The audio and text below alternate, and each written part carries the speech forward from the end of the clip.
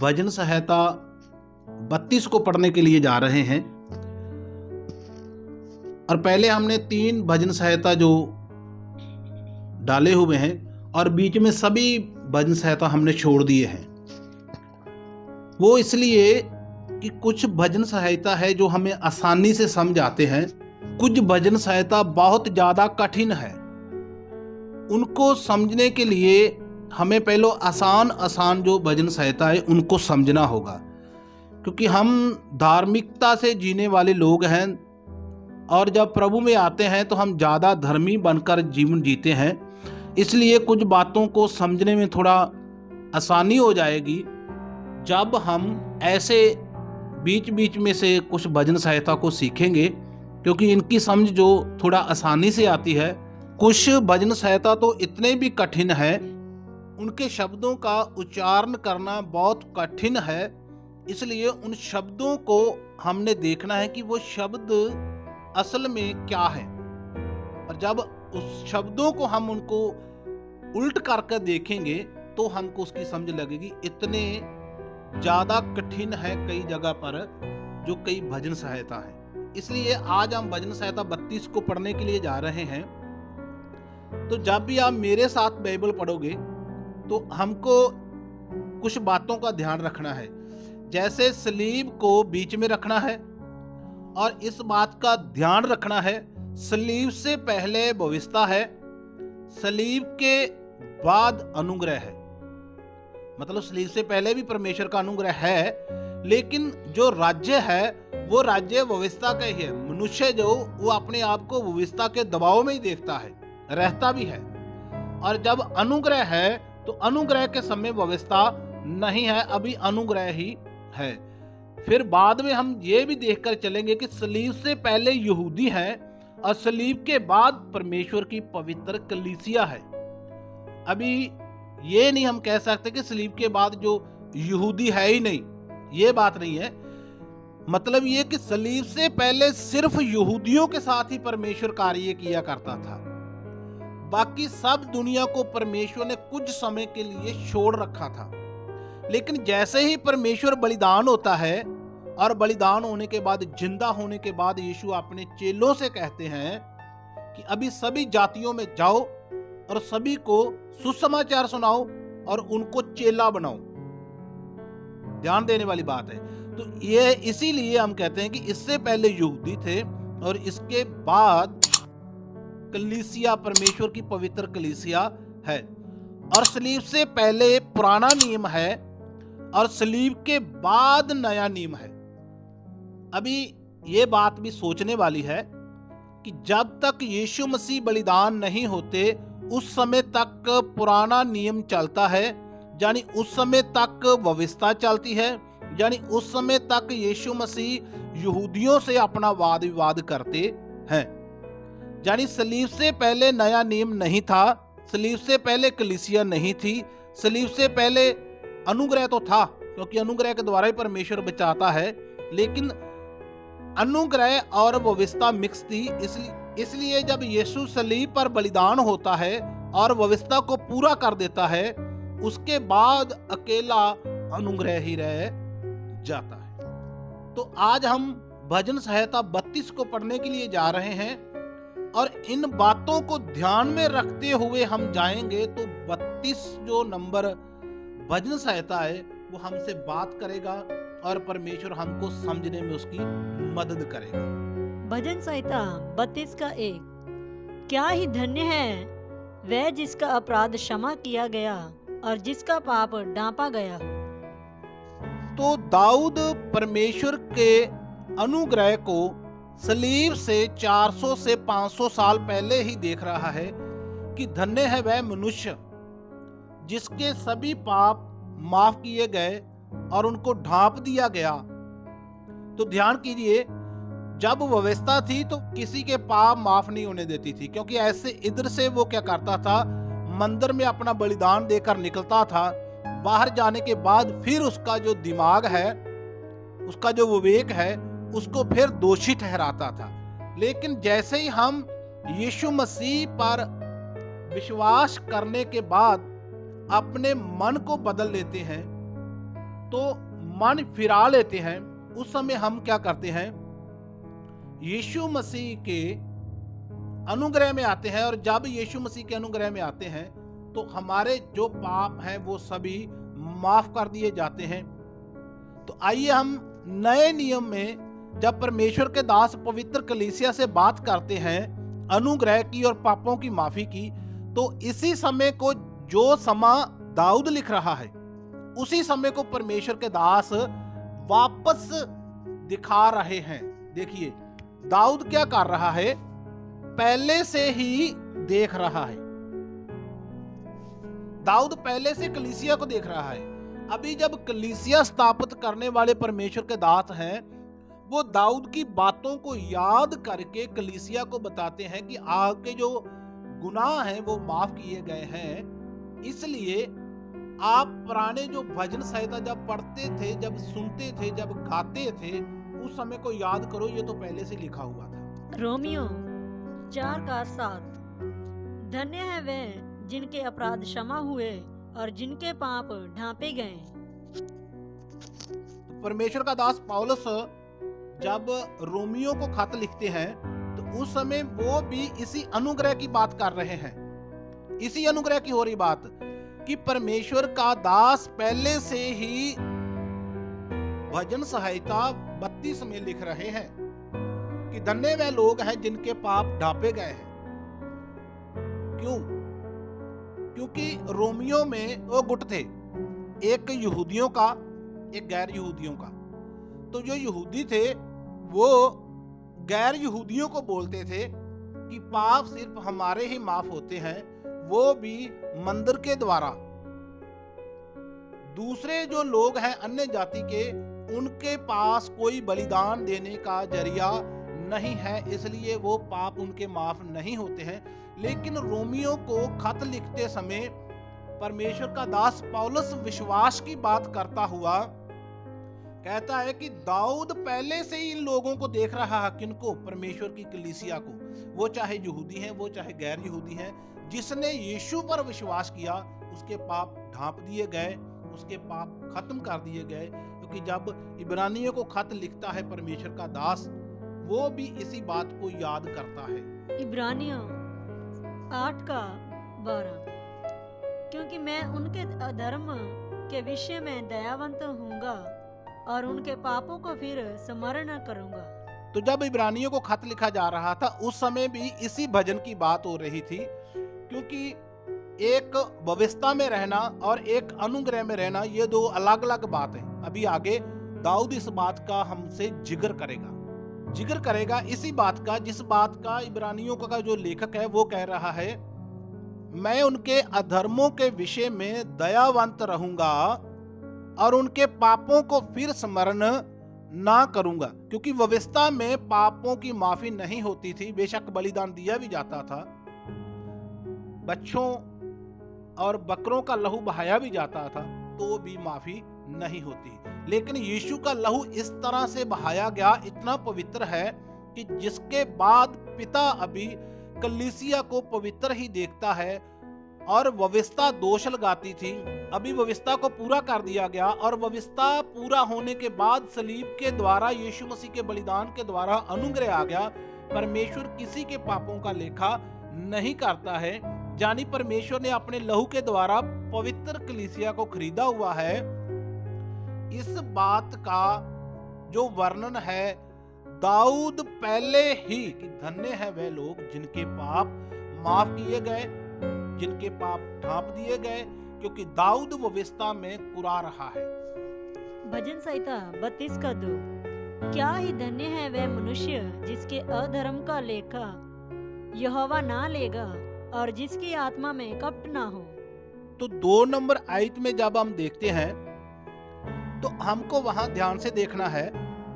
तो परमेश्वर का दास जो दाऊद है वो पुराने नियम में अपनी जिंदगी व्यतीत कर रहा है। लेकिन जब वो नया नियम आएगा और नए नियम का परमेश्वर है जो नई वाचा बांधेगा हमारे साथ, नई वाचा को देखता है तो वो उस वाचा को लेकर आनंदित हो रहा है।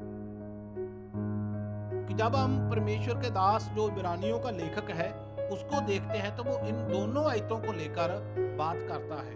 इब्रानियां 8:12 क्योंकि मैं उनके अधर्म के विषय में दयावंत हूँगा और उनके पापों को फिर स्मरण न करूँगा। तो इसी बात को वो याद कर रहा है, लेकिन आगे क्या लिखता है? 13 नई वाचा की स्थापना से उसने प्रथम वाचा को पुरानी ठहरा दिया, और जो वस्तु पुरानी और ऋण हो जाती है उसका मिट जाना अनिवार्य है। तो ये ध्यान से पढ़ने वाली बातें होती हैं। वो बोलता है कि एक पुराने नियम का जो समा है वे खत्म हो जाएगा, जरूरी है इसका खत्म होना, और इसके बाद एक नया नियम आएगा। और नए नियम और पुराने नियम को देखता हुआ वो पापों को भी देख रहा है कि कैसे जो लोगों के पाप हैं वो खत्म कर दिए जाएंगे। परमेश्वर कभी भी जो यीशु मसीह पर विश्वास करने वाले लोग होंगे उनका पापों का लेखा जोखा नहीं करेगा। लेकिन दाऊद पहले तो कलीसिया को देखता है कि परमेश्वर की कलीसिया अनुग्रह के द्वारा जो नए नियम में है, और उसके बाद आगे हम देखते हैं तो दाऊद अपने आप को व्यवस्था में और पुराने नियम में देखता हुआ बात कर रहा है। और नए नियम और पुराने नियम की जो बात है ये यिर्मयाह भी बोलता है। यिर्मयाह भी नए नियम के बारे में बात करता है कि परमेश्वर कैसे जो अपने लोग हैं उन लोगों के साथ एक नई वाचा बांधने वाला है। यिर्मयाह 31:31 फिर यहोवा की यह भी वाणी है, सुन, ऐसे दिन आने वाले हैं जब मैं इज़राइल और यहूदा के घरानों से नई वाचा बांधूंगा। होगा यही नई वाचा परमेश्वर की थी जो आने वाली, जिसकी यिर्मयाह बात कर रहा है। तो अनुग्रह में जब दाऊद लोगों को देख रहा है तो उस समय खुश हो रहा है, लेकिन अपने आप को जब व्यवस्था में पुरानी वाचा में देखते हैं तो उस समय बहुत दुखी हो रहा है। भजन संहिता 32:3 जब मैं चुप रहा तब दिन भर कराहते कराहते मेरी हड्डियां पिघल गई। तो दाऊद अपने आप को इधर व्यवस्था में देख रहा है। पहले तो कलीसिया को देखा, अभी व्यवस्था में अपने आप को देखता है। तो बोलता है कि जब मैं चुप रहा, यानी शांति से मैं सोचने लगा, तो मैं देख रहा हूं कि मेरी हड्डियां जो कराहते कराहते पिघल गई। देखिए, ध्यान कीजिए, वो व्यवस्था में अपने आप को इतना दबा हुआ समझ रहा है। 4 क्योंकि रात दिन मैं तेरे हाथ के नीचे दबा रहा और मेरी तराहट धूप काल की सी जुर्राहट बनती गई। तो पहले कहता है कि मेरी जो हड्डियां हैं वो पिघल गई, तो बोलता है क्योंकि मैं रात दिन तेरे हाथ के नीचे दबा रहा। यानी जो व्यवस्था है वो मनुष्य को दबा कर रखती थी। इसीलिए तो प्रभु यीशु मसीह जब हम मत्ती 11:28 पढ़ते हैं, जब यीशु मसीह यहूदियों से बात करते हैं या जो भी उनके पास आए थे, उनको यही कह रहा था कि हे बोझ के दबे हुए लोगों, मेरे पास आओ, मैं आपको आराम दूंगा। दूंगा मतलब अभी नहीं, जब मैं सलीब पर बलिदान होऊंगा तब मैं दूंगा। तो उसी बोझ के नीचे दाऊद अपने आप को देख रहा है, और इतना ज्यादा अपने आप को बोझ के नीचे दबा हुआ देख रहा है। बोलता है क्योंकि रात दिन मैं तेरे हाथ के नीचे दबा रहा और मेरी तराहट धूप काल की सी जुराहट बन गई। क्योंकि रात दिन मैं तेरे हाथ के नीचे दबा रहा, यानी वो व्यवस्था के नीचे दबा रहा। और व्यवस्था को जब देखता है तो वो अपने आप को देख रहा है, अपने अंदर की हड्डियां और अपने जो अंदर की चर्बी उसको भी देख रहा है कि व्यवस्था में तो मैं इतना दबा हुआ अपने आप को महसूस कर रहा हूं कि मेरी तराहट धूप काल की सी जुराहट बनती गई। तो तराहट मतलब मेरी जो चर्बी है उसको बोला जा रहा है। तो वो अपने आप को देख रहा है कि पहले तो उनको देखता है जो अनुग्रह में धन्य है वे लोग जिनके पाप माफ किए गए। अभी वो अपने आप को देख रहा है कि मैं कैसे दबा हुआ हूं। नए नियम और पुराने नियम के लोगों को देख रहा है। आज हम क्या करते हैं, पुराने नियम के लोगों को नए नियम के साथ जोड़ देते हैं, नए नियम को पुराने लोगों के साथ जोड़ देते हैं और दोनों को आपस में मिक्स कर देते हैं। अभी कलीसिया को ये नहीं पता चलता है कि मैं भविष्यता में हूं कि अनुग्रह में हूं। कलीसिया को इस बात का पता नहीं चलता, जबकि दाऊद उसी समय देख रहा है कलीसिया को। 5 जब मैंने अपना पाप तुझ पर प्रकट किया और अपना अधर्म न छिपाया और कहा मैं यहोवा के सामने अपने अपराधों को मान लूंगा, तब तूने मेरे अपराध और पाप को क्षमा कर दिया। तो दाऊद नए नियम को देखता हुआ बोल रहा है कि जब मैंने अपना पाप तुझ पर प्रकट किया और अपने अधर्म को ना छिपाया और ये कहा कि मैं यहोवा के सामने अपने अपराधों को मान लूंगा, तब तूने मेरे अधर्म और पाप को क्षमा कर दिया। ध्यान से देखो, सिर्फ मानने से, ऐसा बोलने कि प्रभु आपका अनुग्रह मुझ पर हो, मैं एक पापी इंसान था, आज से मैं आपके पुत्र पर विश्वास करता हूं और मुझे क्षमा कीजिए, उसी समय पाप माफ हो जाते हैं। तो दाऊद उस समय इस समय को देख रहा था कि कितना वो अच्छा समय होगा, सिर्फ मानने से ही पापों का क्षमा हो जाएगा। कलीसिया को देख रहा है, जबकि दाऊद अपने लिए बलिदान देता था, बलिदान देने के बाद भी वो देख रहा है कि मैं सोचता हूँ, रात को सोचता हूँ, दिन को सोचता हूँ, मेरी तो हड्डियां गल गई हैं, मेरी तो चर्बी पिघली जा रही है, ये कैसा समय है। लेकिन धन्य है वे लोग जो मानेंगे और पापों की माफी हो जाएगी। तो इसी बात को परमेश्वर का दास जो यूहन्ना है, वो परमेश्वर की पवित्र कलीसिया को पहला यूहन्ना में बताते हैं। पहला यूहन्ना 1:9 यदि हम अपने पापों को मान लें तो वह हमारे पापों को क्षमा करने और हमें सब अधर्म से शुद्ध करने में विश्वास योग्य और धर्मी है। तो ये यूहन्ना है जो वो कलीसिया को बता रहा है यीशु मसीह के बलिदान के बाद, लेकिन दाऊद पहले देख रहा है कि ऐसे लोगों के पाप माफ कर दिए जाएंगे। वो इतना वफादार होगा मनुष्य, जो भी मनुष्य, चाहे वो यहूदी है, चाहे वो गैर यहूदी है, चाहे कोई भी उसके पास आएगा, उसके पाप सदा के लिए क्षमा कर दिए जाएंगे। इस कारण हर एक भक्त तुझसे ऐसे समय में प्रार्थना करे जबकि तू मिल सकता है। निश्चय जब जल की बड़ी बाढ़ आए तो भी उस भक्त के पास न पहुंचेगी। तो 6 आयत को हमने बड़े ध्यान से देखना है।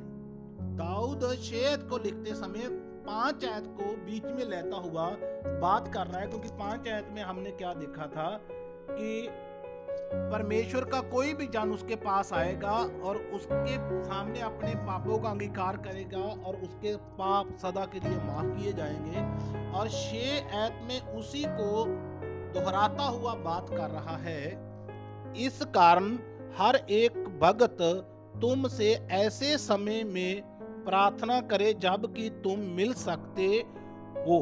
तो वो नए नियम की बात कर रहा है, क्योंकि पुराने नियम में परमेश्वर से प्रार्थना करने के लिए उन लोगों को जाजक की जरूरत पड़ती थी, डायरेक्ट किसी की प्रार्थना नहीं सुनी जाती थी। लेकिन जिस समय की वो बात कर रहा है, जो भी प्रार्थना करे उसी को उसका उत्तर मिलेगा।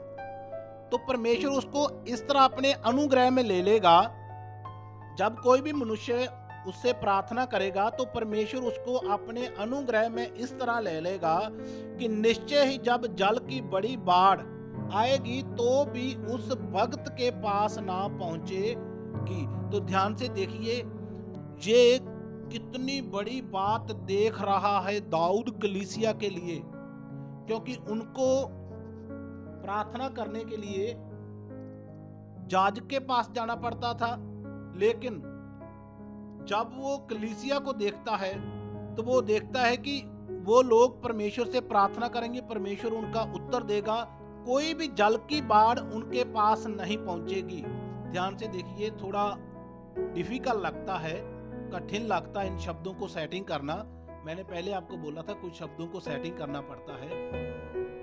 जल की बाढ़ मतलब जिस बाढ़ में दाऊद अपने आप को दबा हुआ देखता है, क्योंकि इधर क्या करते थे, व्यवस्था के समय में अपने आप को परमेश्वर के सामने पवित्र करने के लिए अपना बलिदान लेकर जाते थे। लेकिन फिर व्यवस्था क्या करती थी, उन लोगों को फिर से पापी बना देती थी। अभी जो पाप की बाढ़ है उसकी बात हो रही है कि कोई भी पाप आपके पास पहुंचे लेकिन यीशु मसीह पर विश्वास करने वाले हैं उन पर कोई भी बाढ़ पहुंच नहीं पाएगी, क्योंकि वो यीशु मसीह के अनुग्रह के नीचे है। 7 तू मेरे छिपने का स्थान है, तू संकट में मेरी रक्षा करेगा। तू मुझे चारों ओर से छुटकारे के गीतों से घेर लेगा। तो दाऊद 7 आयत में कलीसिया पर जो अनुग्रह है और कलीसिया को जो परमेश्वर ने अपने अनुग्रह में घेरा हुआ है उसकी बात कर रहा है कि तू मेरे छिपने की जगह है और कोई भी संकट मेरे पर नहीं आएगा। संकट ये नहीं कि ताव नहीं आएगा, संकट ये नहीं कि आपके ऊपर बीमारी नहीं आएगी। संकट ये था कि जब भी ये भविष्यता के समय में परमेश्वर के पास जाते तो इनके पाप ढांप दिए जाते थे, लेकिन बाद में फिर वो जाहिर हो जाते थे। तो इस बात को इधर कह रहा है कि तू मेरे छिपने की जगह है और तू मेरा गढ़ है, बचने का गढ़ है। बचने का गढ़, जब कोई बड़ी बाढ़ आती है तो हम जहां पर बाढ़ आती है वो एक चट्टान का सहारा मांगते हैं कि हम किसी चट्टान में ठहरें जहां पर बाढ़ हमारा कुछ बिगाड़ ना सके। इसीलिए वो पहले बाढ़ की बात करता है, अभी वो उस बाढ़ के बचने के लिए इस चट्टान की बात करता है। लेकिन उस समय जो चट्टान है, चट्टान यीशु मसीह का अनुग्रह है और अनुग्रह के अंदर जो परमेश्वर की कलीसिया को देख रहा है। 8 मैं तुझे बुद्धि दूंगा और जिस मार्ग में तुझे चलना होगा उसमें तेरी अगुवाई करूंगा। मैं तुझ पर कृपा दृष्टि रखूंगा और सम्मति दिया करूंगा। यह बड़ी महत्वपूर्ण है हमारे लिए। तो लिखता है मैं तुझे बुद्धि दूंगा और जिस मार्ग में चलना है उसमें तेरी मैं अगुवाई करूंगा। तो ये बात ध्यान से देखने वाली है कि क्या बुद्धि देगा परमेश्वर और कौन सा मार्ग है। मार्ग है यीशु मसीह और बुद्धि है देने वाला पवित्र आत्मा, क्योंकि यीशु मसीह बात करते हैं कि मैं आपको आपका एक सहायक दूंगा। यूहन्ना का सुसमाचार 14:16 मैं पिता से विनती करूंगा और वह तुम्हें एक और सहायक देगा कि वह सर्वदा तुम्हारे साथ रहे। तो ध्यान दीजिए, उस मार्ग में चलने के लिए दाऊद पहले देख रहा है और उसी मार्ग में चलने के लिए जो पवित्र आत्मा हमको मिलना था उसकी बात यीशु मसीह भी सलीब से पहले ही कर रहे हैं। मैं तुझ पर कृपा दृष्टि रखूंगा और सम्मति दिया करूंगा। तो कृपा दृष्टि यानी अनुग्रह तुझ पर रखूंगा और इस कृपा में चलने के लिए मैं आपको एक सहायक दूंगा। वो बुद्धि समझ से आपको चलाएगा, वो पवित्र आत्मा है। 9 तुम घोड़े और खच्चर के समान ना बनो जो समझ नहीं रखते। उनकी उमंग लगाम और रास से रोकनी पड़ती है, नहीं तो वे तेरे वश में नहीं आने के। तो ये बात है यहूदी भाइयों के लिए कि हे भाइयों, घोड़े और खच्चर के समान मत बनो। इन बातों को समझ लेना, जब बलिदान हो जाए उसके बाद समझ लेना, घोड़े खच्चर के समान मत बनना। ये यहूदी भाइयों के लिए लिखा हुआ। 10 दुष्ट को तो बहुत पीड़ा होगी, परंतु जो यहोवा पर भरोसा रखता है वह करुणा से घिरा रहेगा। तो यहूदी भाइयों, घोड़ों और खच्चरों के समान मत बने रहना, क्योंकि जो दुष्ट है उनको तो बहुत घृणा करेगा परमेश्वर, लेकिन जो उसके पुत्र पर विश्वास करेगा वह करुणा से, अनुग्रह से घिरा रहेगा, क्योंकि वो अपने अनुग्रह से चट्टान बनकर उनको घेर लेगा। हे धर्मियों, यहोवा के कारण आनंदित और मगन हो, और हे सब सीधे मन वालों, आनंद से जय जयकार करो। तो इस आयत को हम 2 बार पढ़ेंगे, क्योंकि ये आयत है जो ये है सुसमाचार। सुसमाचार जानी दाऊद 500 से 600 साल पहले ही देख रहा है, हे धर्मियों, क्योंकि इधर कोई भी धर्मी नहीं ठहरता था, व्यवस्था किसी को धर्मी नहीं ठहरने देती थी।